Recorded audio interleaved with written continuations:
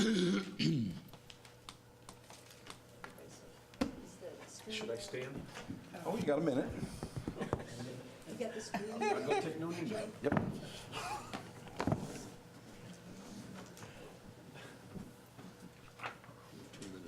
Yeah, looks like we got a couple.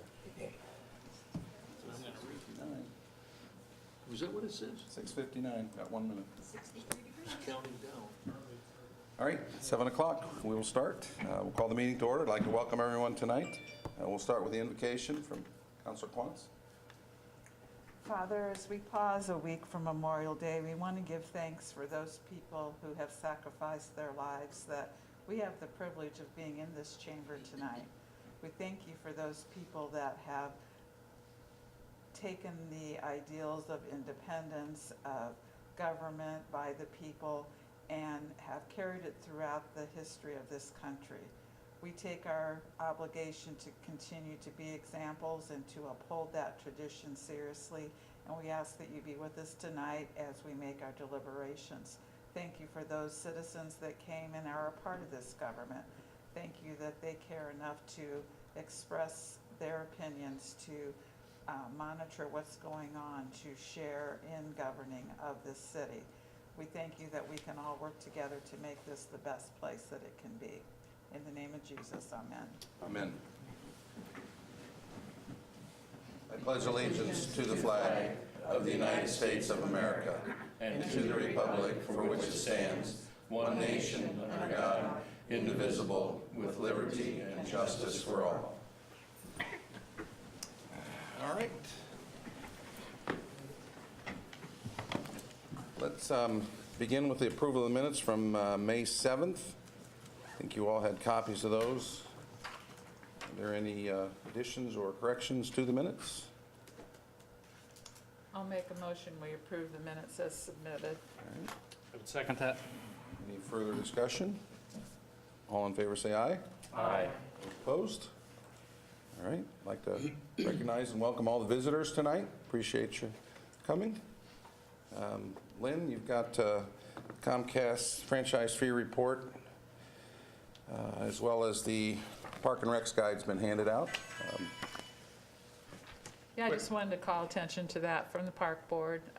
It's a great publication this year. If you already received one in the paper, please pass the one you have along. But it's been an exciting time to see all the things that are coming up, and Sheila did a great job on putting this together, and I'd like to thank all the community sponsors that sponsored it as well. It's also worthy to note that this was all done in-house. Parks Department did a great job with this. So, again, I echo Diane's comments. It's a lot going on this summer, and there's your way to find out. All right, any questions on the Comcast cable franchise fee? All right, let's move into unfinished business. And tonight we've got a second reading of ordinance 2018-0403. This is the wastewater ordinance amending section 78-243 of the city code.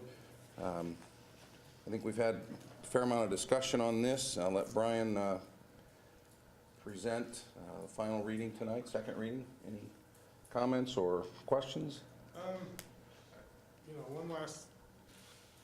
This is an ordinance, we have an ordinance in place currently that says you can't put anything down the drain that causes harm to our system. Well, grease, fats, oils cause harm to our system. The only way to get those out of the system is with a grease trap or grease interceptor. So that's why we're saying that you have to have one of these two items and you have to maintain it. And that's what this ordinance is you have to have something and you have to maintain it. Most restaurants, I don't know when the building code changed, Jeremy, but it's required when you build a restaurant. Most restaurants in town already have one, food service industries. So this ordinance is just giving us the means to tell them what they need to do to keep that equipment functioning as it's designed. All right. Questions, council?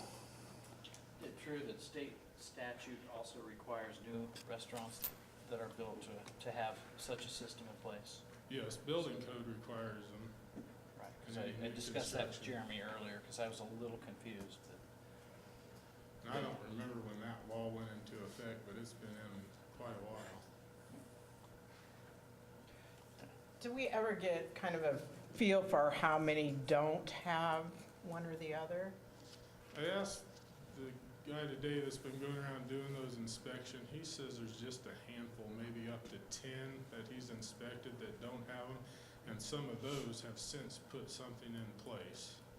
Now, he has not been to a handful of the smaller restaurants yet, nor a lot of the food preparation type of gas stations. A couple of the gas stations over are already receiving the cleaning reports, and he hasn't visited them yet, so. Do we have an appeal process in this ordinance? It's already in the ordinance, the appeal, I mean, this is just modified. No, I meant in the original ordinance. Is there an appeal process? Yes.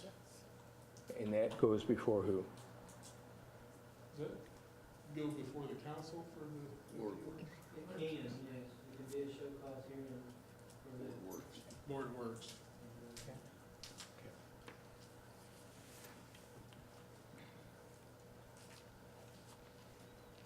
So just as a reminder, it passed on first ordinance 5-2. Tonight, you're being asked to vote second final reading. Any other questions or concerns? I've had a chance to meet with Brian and express some of my concerns.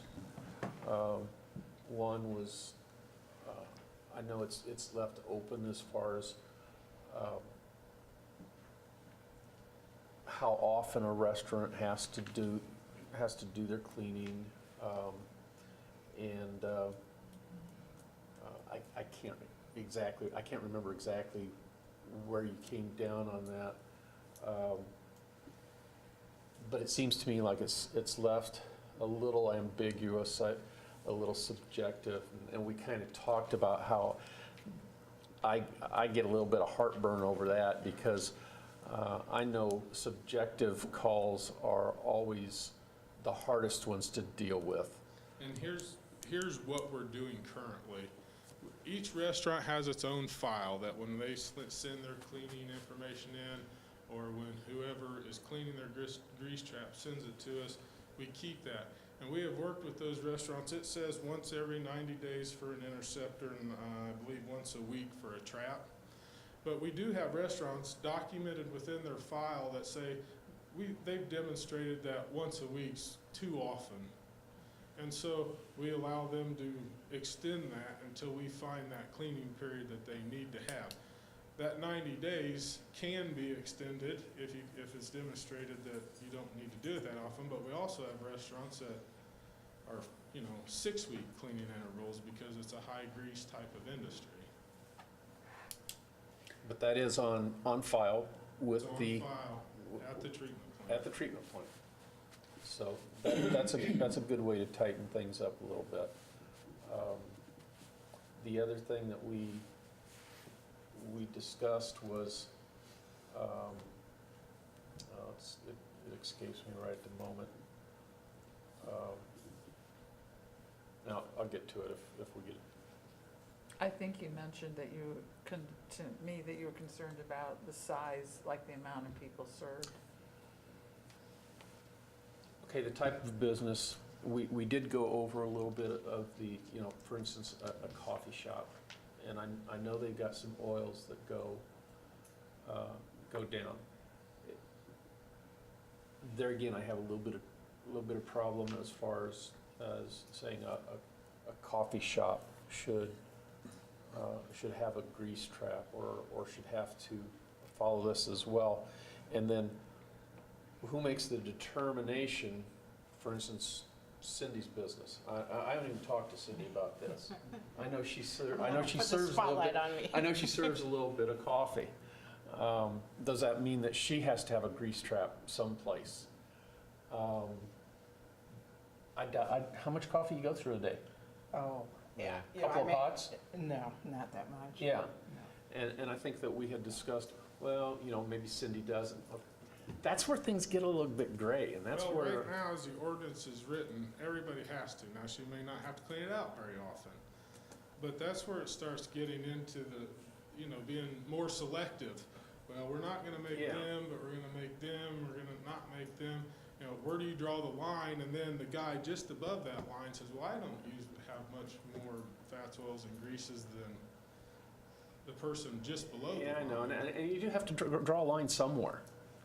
And I know that, I think it's important for us to do something that helps you, as well as the establishments, to determine that line a little bit better, so that you don't have shop owners hammering on you all the time, or, you know, throwing up red herrings into the media that, well, they don't have to and I do. I don't understand.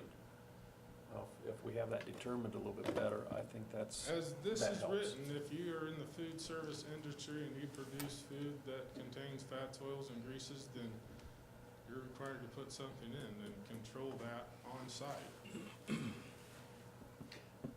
It does draw a line. I agree with that. I'm just not convinced that's where the line should be. Yeah. Yeah, I agree. I have one question too on the records, and I guess I got a little confused when I was talking to some of the people. Do they have to send those to you or just have them available? We ask that they send them to us, Okay. and then we keep them with their file that we have. For the ones on a grease trap, we've given them a sheet, and they just initial that they cleaned it. Can they lie about it? Absolutely. And they don't send that every week necessarily? No, that's like, I think that sheet will last close to 2 months before it would be full, and then send that in. Yeah, because I just had one person say to me, well, I guess they thought they were supposed to send it in every week, and they said, well, it's kind of hard to remember, you know, every And week to send many it of them off. with an interceptor, we've worked with the companies that are cleaning it, and then they just send us record directly when they clean it, and that takes it out of that loop with the restaurant. Do you have any provisions if restaurants are using enzymes, these new biodegradable enzymes that cut down that amount of fat, that don't have to clean out their traps as often? Do you have any consideration? We in this? have worked with a couple restaurants with an enzyme type of material. We are very, very hesitant on a lot of those. The enzymes may be okay, but they also make emulsifiers, which is a chemical that breaks down the grease. The problem is that will re-solidify a little further down the line. So we're working with a couple restaurants on some enzyme treatments, and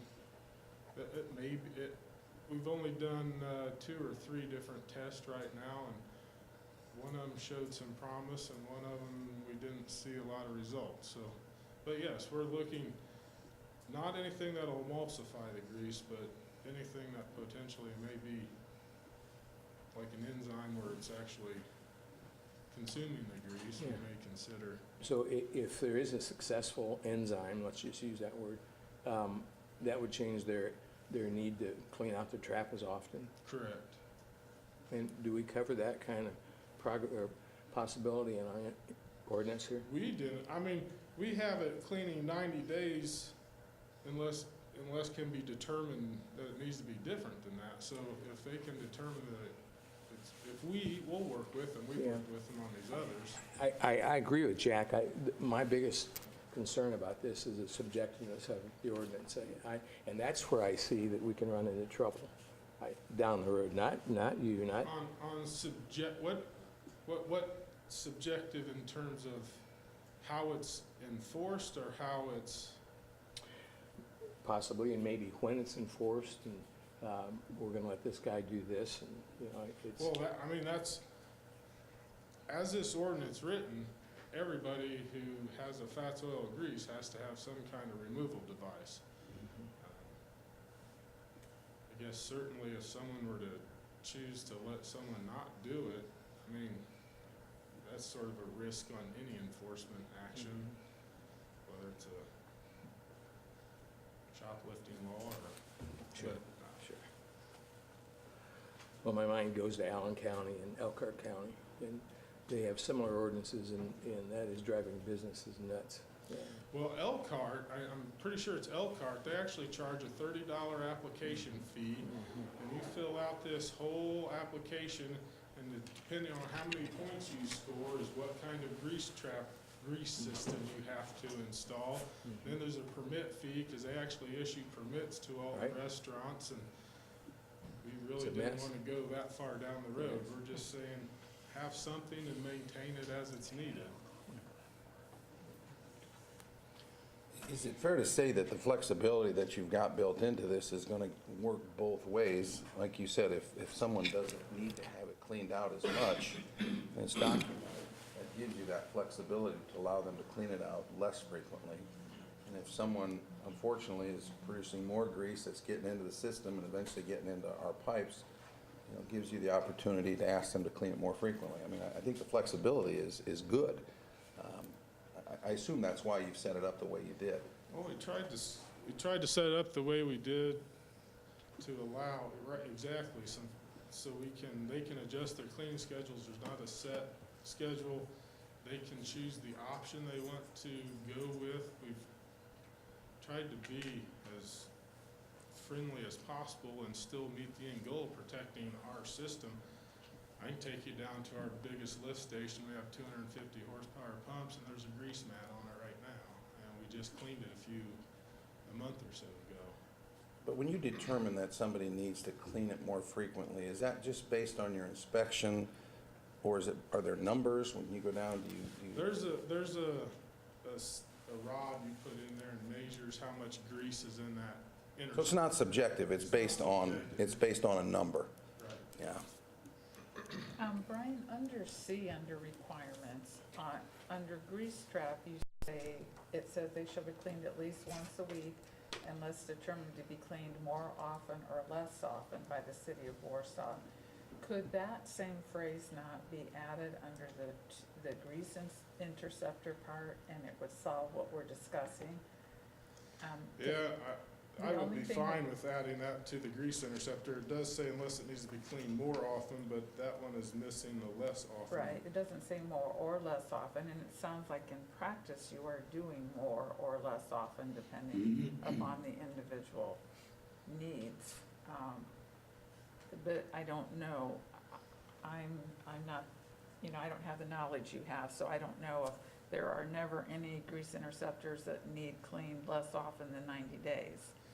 Typically, if you have enough grease that you need an interceptor, you need to clean it at least every 90 days. But if there is a case where they don't have to, then certainly that definitely could be added to that grease interceptor language. It was added to the grease trap, but Right, there's They just a just have been difference missed between on the the two. interceptor. Yeah, and I didn't know if that was a scientific reason that you just never want to go more than 90, or if it was just, I understand, I think what I hear you saying is best practices is that it would need to be cleaned at least every 90 days, but there could be an odd situation where somebody's using something different, or their business is such that they've installed the interceptor, but they don't produce as much grease as they originally thought, or whatever.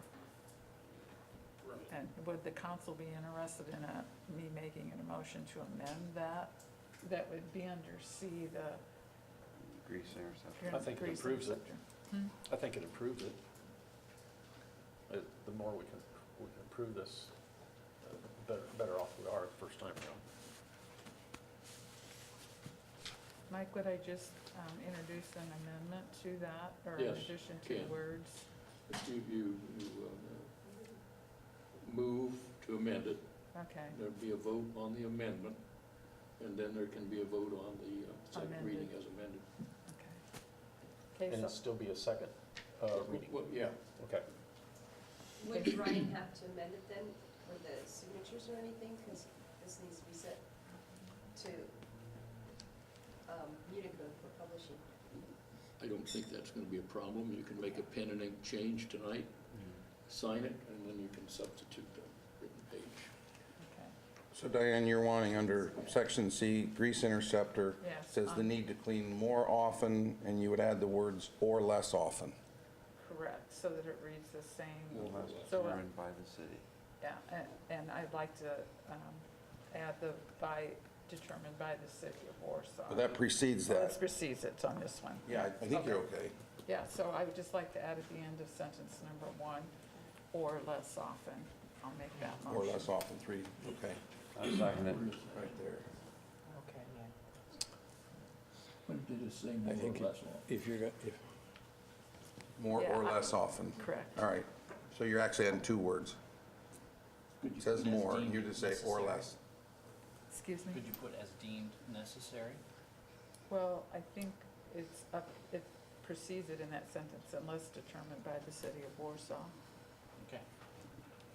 I think it'd be better if the grease trap and the interceptor both read the same. Yeah. So you're seconding her, Consistency. you're seconding her motion, Jerry already did. her amendment, Jerry did, okay. So you All want right. to say or less often. Correct. Have it read just like the grease trap one. Yeah. All right, so there's been motion, or excuse me, amendment made and seconded. Is there further discussion? I'm not going to be able to support the ordinance, so I'm only going to vote no on this. I think it does clean it up a lot as far as the ordinance, but since I'm going to vote no on it, since I can't support the whole thing. Okay, anybody else? Okay, there's a motion, an amendment on the floor and a second to basically add clean more or less often to the grease interceptor language in section C. All in favor say aye. Aye. Those opposed? No. Passed 6-1. Now let's go back to the ordinance 2018-0403 as amended. Is there any further discussion? Is there a motion to approve, or is there action taken on section 2018-0403 I make a motion to approve 2018-0403 As amended. as as amended? amended. Second. Any further discussion? Yeah, I would like to say that a lot of times, especially in an ordinance like this, we talked about this earlier, about how having remonstrators or, people who are stakeholders in this come forward and let us know how they feel is extremely important. Now, obviously, we have the city is for it. We haven't had any, to my knowledge, any people in the restaurant business who have come forward and expressed one way or the other. And so, therefore, I feel that I'm going to back the city. I'm going to vote for this in this case, because for lack of the other side even showing up to explain to us why they shouldn't. So therefore, I must fall on the side of it must not be that bad of an ordinance to pass. So that's my position. Any further comments? I didn't think I was going to come out that way, but I did. I have had restaurant people, owners talk to me, and some of their schedules, I know they had planned to come tonight. One of them in particular, but couldn't. But I understand what you're saying too, Jeff. I do too. I mean, I've had a few talk to me personally, but again, I've encouraged them to come. When to we the passed the meetings. ordinance on Yeah. Sunset Drive, I mean, that made all the difference in the world, people showing up. I thought it was going to go different than what it did. But because they showed up, I think they made a huge difference. And I think that's, we've got an opportunity for people to show up and express their views. Sometimes it makes us feel a little uncomfortable, but, that's the way it goes. So. Anybody else? Okay, there's a motion on the floor. A second, ordinance 2018-0403 as amended. All in favor say aye. Aye. Those opposed? No. Passes 5-2. Thank you. Brian, thanks for all your work on that. I know it's been difficult. All right. Item number 2, ordinance 2018-0503. This is an additional appropriation for the Northern TIF District. This is a public hearing. It's a $500,000 additional appropriation for construction on 300 North, east of the bridge, and then the roundabout at Sheldon Street. I'll just remind you that the Northern TIF has an adequate balance to cover that, in addition to the $3.5 million that you appropriated for 2018. The first reading, this did pass unanimously on May 2nd. So, Jeremy? Obviously, it's the same thing as it was presented to you at the last council meeting. The additional funding is needed for the 300 North project, as well as for the design for the Airport Industrial Park sewer. The original contract for that sewer was signed last year. In between signing that contract and POing the money, for some reason it didn't get PO'd. So that's why I'm asking for that additional money to be put back in. So the money that should have been PO'd last year did not get carried over. So in essence, it didn't get spent. So I'm asking to reappropriate that money. In addition, as we've developed and seen development occur on Sheldon and 300 North, it was in our best interest to look at designing a road that will handle that additional growth in traffic, and that additional funding for that project is also what I'm requesting. Questions from the council first. Jeremy, I drove out there yesterday, and the explosive growth that's going on out there is just really amazing. It almost boggles the mind to see how much that whole area has just exploded. Lots and lots going on out there. That new development there, just to the south of 300 North, what's the name of it? Tippy Down thing. That thing is just getting bigger and bigger. A lot of activity out there, and the road that is done, the completed part, is really nice. So I think this is going to make this is going to complete that project and make that whole area a lot more pedestrian and traffic friendly and safer. Yeah, a lot has changed over the last year, for that matter, and a lot will continue to change as new construction occurs out there. And so this project is really a combination of that construction that has occurred, the further deterioration of the road because of this construction that has occurred. We knew it was already in bad shape and needed to be reconstructed, but it has further deteriorated because of that construction. So this project will allow us to finish that engineering this year so that we can add it to a construction project next year. And I know, Jeremy, you mentioned, I failed to mention the Airport Industrial Park sanitary sewer system. That's a huge part of this as well. And both of these projects are actually in the economic development plan for those redevelopment districts that was presented to the redevelopment commission and the council.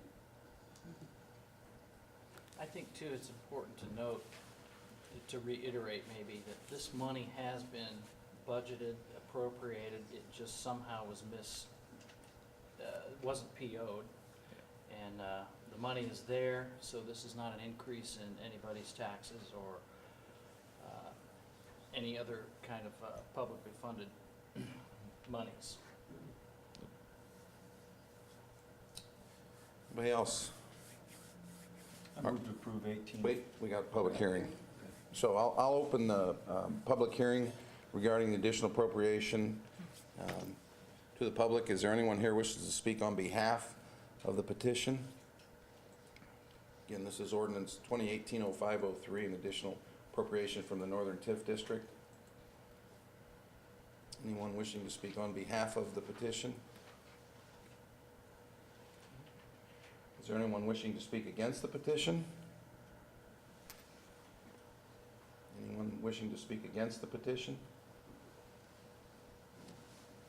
Okay, hearing none, I will close the public hearing portion of the hearing and ask you all to consider ordinance 2018-0503. I move to approve 18-5-3. I'll second that. Further discussion? All in favor say aye. Aye. Those opposed? All right, Thank you. Jeremy, thank you for your work on that. Now we'll move into new business. This is ordinance 2018-0502. This is the Shadow Lakes annexation. As you remember, there was a public hearing at the last meeting. Tonight, Jeremy's asking council to take action on the annexation ordinance, which is 2018-0502. Jeremy. Yes, so you have tonight before you the ordinance. I did present that to you at the last meeting. We held the public hearing. The fiscal plan was approved, so now you have the ordinance. You can choose to adopt that tonight. If you choose to adopt that tonight, then the advertisement will go into the paper. And this is 100% voluntary annexation, so there's no remonstration period in the statute. So it would go, advertised would go in the paper, and the annexation would take effect 30 days after that advertisement. Again, just as a reminder, you did see the fiscal plan at the last meeting and approved that. So the impact on the city was pretty much laid out in that plan. And again, going through the rather detailed annexation process, we're asking you tonight to consider 2018-0502, which is the annexation itself of Shadow Lakes, voluntary annexation. Questions? I move we approve 0502. I'll second that. Okay, there's a motion made to accept ordinance 2018-0502 and seconded. Any further discussion? All in favor say aye. Aye. Those opposed? All right. Item number 2, 2018-0601, would be an additional appropriation for the Certified Tech Park. Jeremy, I'll let you explain this one. Yeah, so last year, we did the budgets, and I was basing the budgets initially that was presented to you, I think, in July or August, when we first do the presentation. I was presenting to you a budget that was based on previous increment that we had gotten from the state. Shortly after we presented those budgets, we got over $400,000 in revenue last year. As that tech park continues to grow, we'll get that revenue up to the $5 million cap that we have. So I had come back to you when you were actually approving the budgets and asked at that time that you increase that, the amount that I had originally set aside in there to $400,000. And you approved it, but in between you approving the budget and them getting it, the clerks being able to report that, it did not get changed over from the $200,000 to the $400,000. So I am asking to do that additional appropriation, to add the $200,000 back into the budget you had already approved. Reason being, obviously, we're constructing phase 2 of that technology park, and the initial $400,000 that we had put in there was for construction of that lift station in conjunction with that phase 2, which will be around $400-some thousand to construct. So it's kind of important. That's why I added that $200,000 in last year, hoping that we can get this project done before the end of this year. And it should be under construction now. So the current balance at the end of April of that fund was $701,610. You appropriated $292,000 for 2018 budget, and should have been $492. So that's really what this is about. Sounds to me like a simple oversight. Yeah. Yeah. I mean, at the end of the, you're rushing to get budgets in, and Right. certainly it happens, and I would just like to add that $200,000 back in there. So then the procedure then tonight, we'll vote on it, and then if they pass it, it'll go to a public hearing on June Yeah, same as, 2nd, June 4th. yeah, the project itself won't be finished construction until probably sometime around November, so we have the time. I just need to get that added in there so that we have those funds to pay for that project.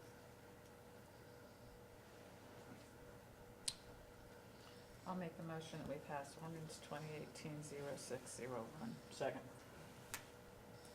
All right, when motion and seconded, for ordinance 2018-0601, is there any further discussion? All in favor say aye. Aye. Those opposed? All right, so it passes on first reading, and Again, there'll be a public hearing and the second reading on the 4th of June. Thanks, Jeremy. All right. Item number 3, CF1 compliance review forms. We've got a significant amount of abatements tonight. Zimmer Productions, Zimmer US, Zimmer Inc., Models Plus, Wildman Business Group, R&B Investors Partnership, Wildman Business Group LLC, Milestone AV, and Dalton Corp. And Depew, which was handed out. You all got a copy of that. Lynn added to that. Thank you, Lynn. All right, Jeremy. Yeah, so depending on how you want to do this, I can kind of quickly run through all of them, or we can do each one as an individual. It's up to you. But obviously, it's that time of the year. As we get these CF1s in, I try to process them as diligently as I can. We did have Milestone, Dalton, and Depew send theirs in, and they were postmarked prior to the 15th. So I did get those. I just didn't get them in time to get them in the packet. But they did submit them on time, so I certainly would recommend that we approve all of these tonight. Zimmer obviously has met their goals and exceeded them, especially in terms of employment and money spent. Wildman has exceeded both money and specifically employees hired over the life of their tax abatements. Models Plus, still in the process of their project, but have certainly spent the money and hired employees as well. Both Milestone, Dalton, and Depew continue to make the investments that they initially said that they would and hire the additional employees that they said they would. So all of the tax abatements that are before you tonight have certainly accomplished what they set out to do when they submitted their SB1s, specifically with the employees that they've hired and the jobs they've created. I'd like to first of all say thank you for including in your summaries what year of the tax abatement we were on. That was very helpful. It's really complicated, and I try to do as best I can, especially with personal property, because real estate is simple. It gets built, it gets assessed. Personal property, especially because it's large equipment, and sometimes it's $30 million of large equipment, that will be acquired over a 5-year period. So the tax abatement at times, you may say, why is this tax abatement still occurring? Well, they may have bought that last piece of personal property 5 years after the initial tax abatement. And each of those pieces of equipment kind of have their own schedule and their own pool life within that tax abatement. So I try to keep you in line with the tax abatement years as much as I can, but it does get very cumbersome and complicated.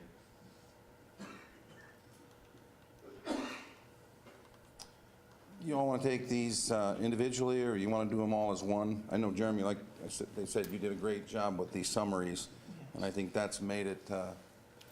Did you have any comment on the Depew one? I don't think you wrote any comments there. It appears I that didn't, but obviously you can see they had some combinations of employment over the year, and then the 2 tax abatements that you have were based on personal property. Keep in mind, real estate comes with the dollar amount spent on real improvements as well as jobs. Personal property is just purely money spent on personal property. It does not include jobs. So Depew has certainly spent the significant amount of money in acquiring personal property, but it doesn't necessarily come with increased jobs, although it does look like they did increase the number of jobs in that time period. Right. Mr. Mayor, I'm not sure of the exact protocol, but even if we do take them all together, I'd like to hear from anybody from any of these companies that took the time to come in, and I'd like to hear All how right. things are going. Is there any representatives of these companies here tonight? You want to come up the podium and talk a little bit about your SB1?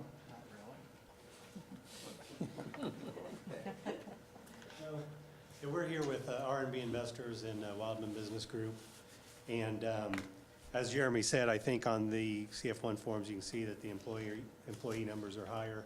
And this is an example, too, where equipment's being brought in each year. So you'll see on our 103 ERA form, the equipment starts to fall down the line as that equipment gets a year older, and then the new equipment gets obviously on the top line, and that'll start moving through the schedule. So I don't know if you had any specific questions about any of that, but Are you guys still adding equipment?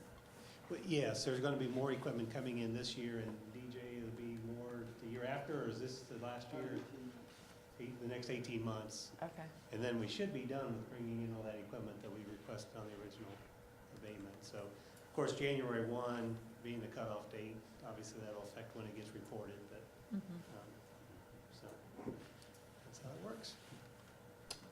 All right, thank you. Thanks for taking the time to come in. We Thank you, appreciate it. that, yep. Yeah. Thank you all too for all your help. All right, any further discussion on that? I'd Anybody make a else? motion that we consider them all together. I would second that. For approval. For approval, yeah. Yeah. Yeah, we better clarify. All I right, make a motion that we consider for approval all of them together. all right. And I'll second that. All those presented, all right. Any further discussion? All in favor, say aye. Aye. Those opposed? All right, thank you. I've got just something I want to pass along. We've got our rate study will probably be presented to this council group of Jack, Jerry, and Cindy probably within the next week or two. So we've gotten the information from Umball and from Indiana American Water, and we'll sit down and look at that as a committee and then come to the council with some recommendations for phase 2 of the rate study. And also, Jeff and Diane have been working with the wage committee, and as we're getting close to budget time, that's important as well, so. All right, anything else? Just one question. Have we had any bids on the City Hall yet? Jeremy? We have not had anybody submit a bid. We have had people come in and take the forms, but we have not had a bid submitted to date. What's the deadline? I believe it's the 25th of this month. So Friday, About 4 days, yeah, Friday. That's a deadline. Friday. Jeremy, off the top of your head, activity on Colfax I'm seeing by Lincoln and Clark, what exactly, or do you have any?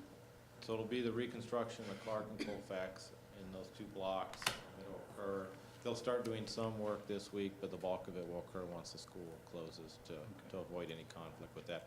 I know they've been, I think there was a truck out there today delivering pipe, so Yep. they're gearing up to get started, and as soon as school closes, they'll be moving pretty quick on it. Okay, thank you. Since this is the Jeremy show tonight, is any update on Market Street, Phase 2? July 11th, I believe, is the date that it goes to, for letting. So it's probably already out, so I believe they received the bids on the 11th of July. So hopefully after that, we'll get a good price and we'll move forward with that project.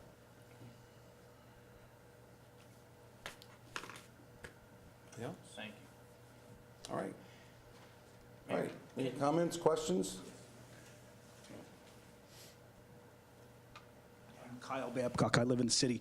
Question, I was one of the 6 people that watched the Board of Works meeting on YouTube, and I saw in the meeting, at the start of the meeting, that there were a couple competitive bids on the cars. And one used some local thing, 3% preference, but I saw the explanation on there. But my question is with the one dealer being local and the one dealer being outside the city, but in the county, even though their bid was less, the city ended up paying more for the cars.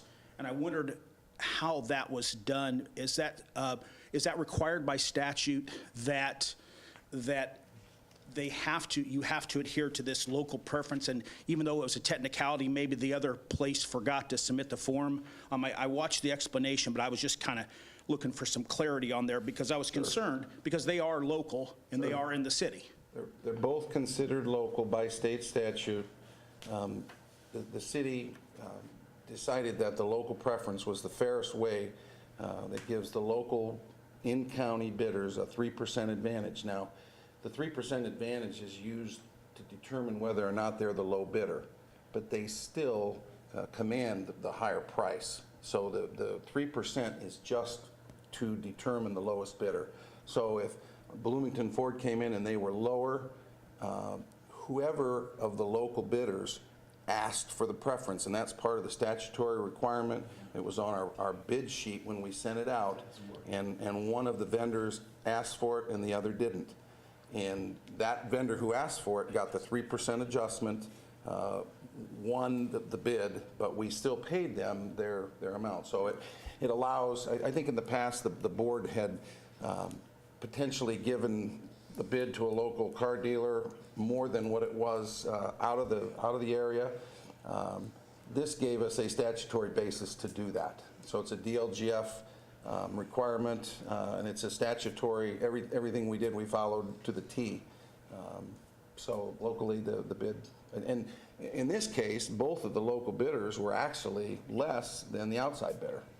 So it really wasn't necessary, other than it was part of the process. And the outside bidder is also aware that local companies have a 3% advantage.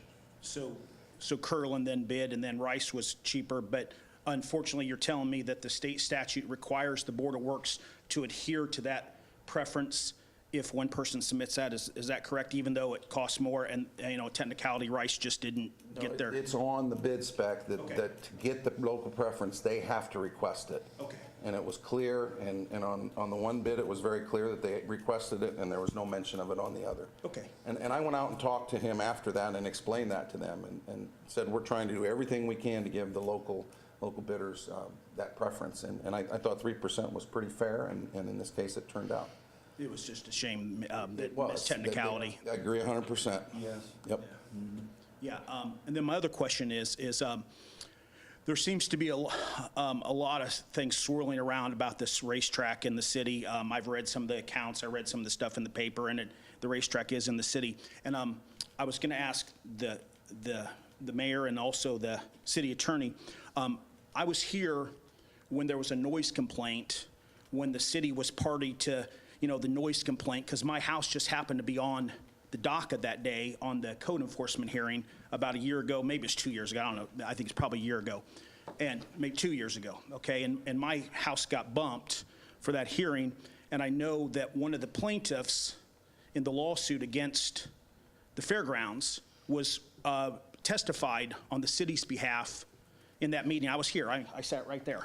And yeah, I sat right there and watched it. So my question is the city involved with this lawsuit with that, or the noise control or complaints? Is that a code enforcement problem now that's coming up in the future? Because I know it was the Hispanic rodeos at that point where there was a problem about maybe some alcohol permits not being given, and then people were complaining about the noise, and so it just for my clarification, I'm doing a little story on this, but I wanted to see if the city's involved in this action. I understand they're not a lawsuit, not a party to the lawsuit, but is this going to go through code enforcement because it seems to be a noise issue like it was before?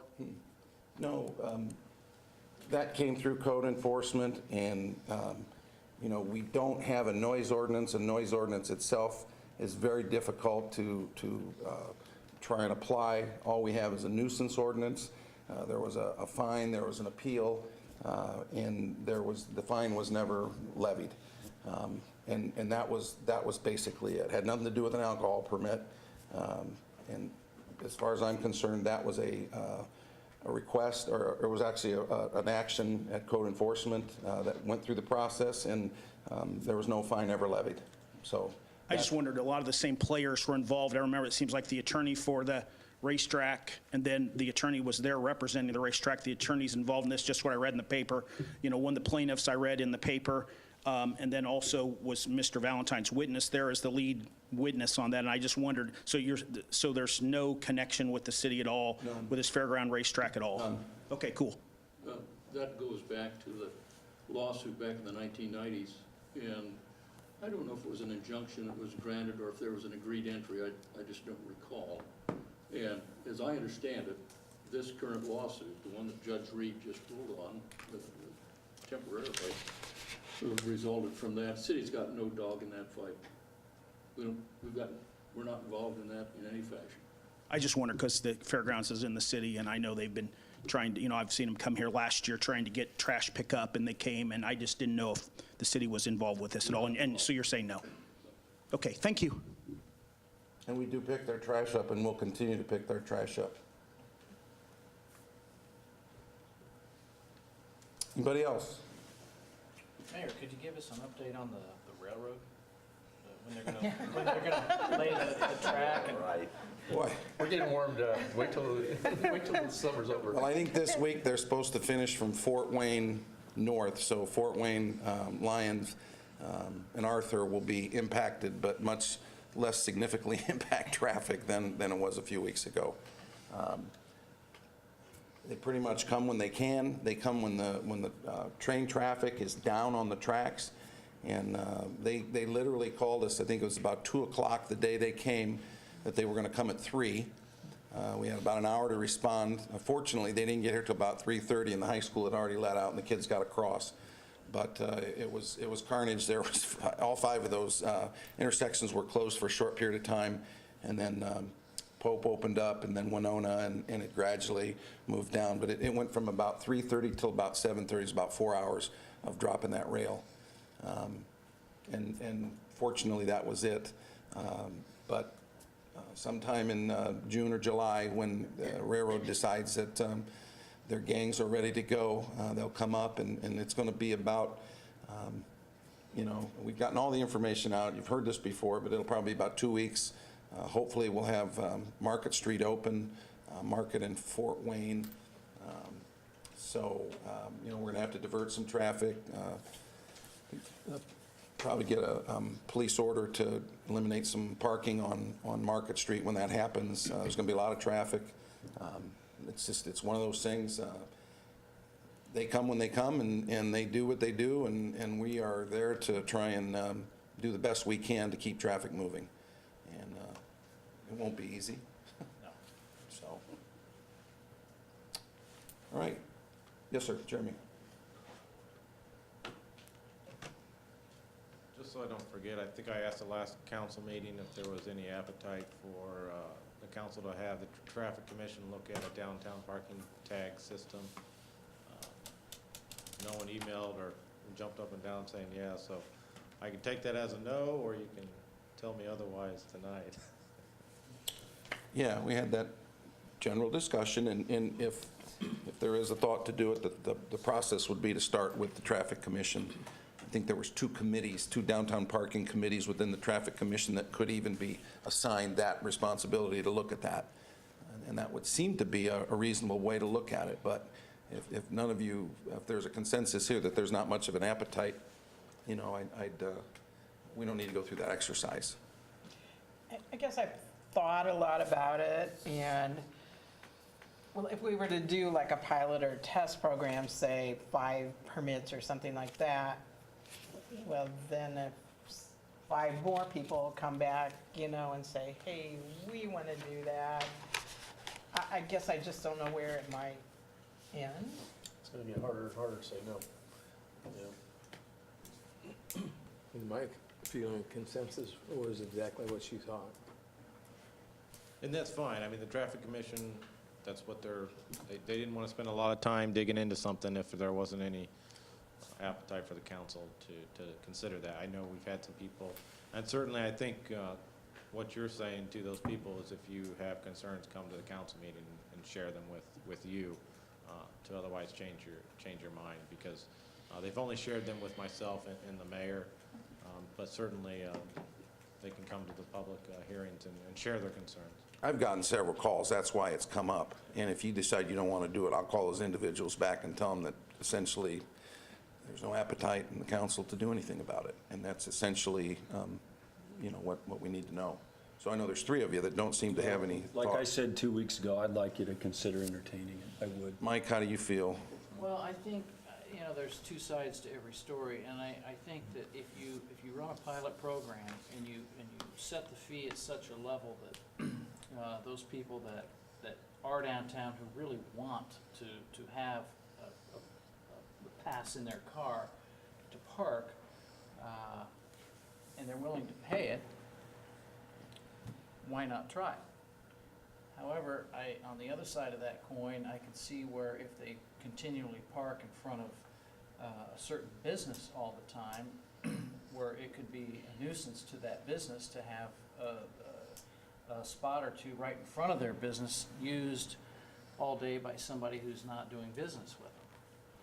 So, Is that a yes or no? tough one, that's a tough one. I guess I would probably agree with Jeff and say, you know, let's at least look into it and see where it takes us. All right. Jerry? Because you won't know unless you do. You got public parking where they can pay so much a month already. And so they got walk 2 blocks. Big deal. So I'm not in favor of it. Okay. Well, that, I would really like to delay it until we get the Buffalo Street project finished and we see what's going on along there and how much increased traffic and parking and stuff we have downtown. I know that when you're on one of these committees, because I've been charged with this before, you just put in so much work on it and then it's a lot of data. And I'm not sure that our data that we collect right now is going to be accurate 6 to 12 months from now. And so to me, since we know the downtown landscape is changing significantly, it would make more sense to wait until those changes take place and then look at something like this. so I'm fine either way. I think we should just have maybe a consensus straw poll here so that, for the record, and then when I'm asked, I can quote that. So all those that think we should proceed looking into this, just raise your right hand. Okay, there's 2, and those against, 5. So if the consensus is to not pursue it. All right, thanks, Jeremy. I think it'd matter if people didn't have a spot assigned to them to park, but these people that obviously, from what I understand, do have parking spots that are complaining. Okay. Okay, for my line of vision, we have a gentleman that's been trying to speak for a couple minutes here. You want to come up to the podium. microphone? And I just can see him really well from right here, so. Thank you. I'm trying not to jump in front of people. My name is Shane Checketts. I'm here representing the Board of Directors for the Kosciuszko County Community Fair. And I have just a couple of small things. First, I want to remind the council that July 8th through the 14th is the fair this year. Are you guys going to do the parade again? They're not contacted you yet. But I think the railroad's going to be closed. So I wanted to make sure you knew that. Remember last time we went through, they're supposed to start July 3rd. And the only way you'd be able to do is maybe go down Winona. But that's going to be an issue. That's a different committee, so we'll get with them. Let us know. Yeah, but I would, and I can get a hold of the railroad, but I'm glad you brought that up because I meant to call you about that. It's going to be a tough one. It may be better to do what you used to do, and like McKinley, I think you guys would stage there. But I know that the railroad's going to really cause problems in July, so. Thank you. The second item is the commencement or opening ceremonies for the fair is July 8th. I just want to extend the invitation to the city council and to the city officials to attend that. That will be at the Horse Arena. Is that Sunday? That is Sunday. What time? 6. Okay. The third thing is I would like to request the use of the city garbage truck during Fair Week, July 8th through the 14th, like we've done in prior years. I think it's just been left at the fairgrounds so we can put the... I've already talked to street superintendent, told him to plan on it, so. Okay. And then my final thing is I'd like to request the use of the city street sweeper to come and clean the entrances for us every day during the Fair Week. 8th to the 14th. Yep. Why don't you just send me an email requesting exactly what you want and when you want it, and I'll pass that along. Okay. All right? Thank you. That's all I have. All right, thank you.